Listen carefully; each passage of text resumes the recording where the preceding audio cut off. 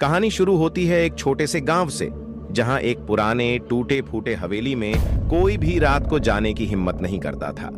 गांव वालों का कहना था कि उस हवेली में एक औरत का भूत रहता है जो आधी रात के बाद प्रकट होती है।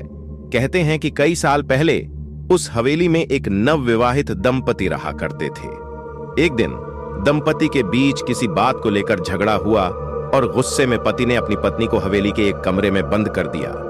लेकिन उस दिन उस आदमी ने एक भयानक गलती कर दी थी। उस कमरे में जाने के बाद उसकी पत्नी का पता नहीं चला।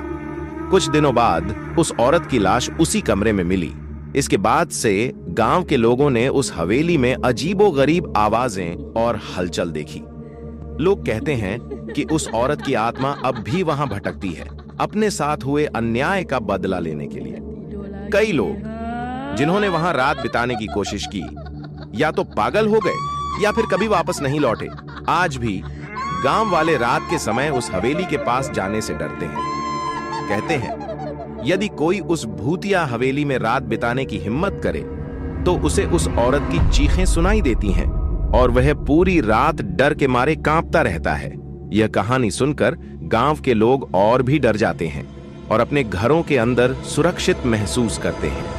यह कहानी भूत और आत्माओं में लोगों के विश्वास और डर को दिखाती है, जो सदियों से चली आ रही है।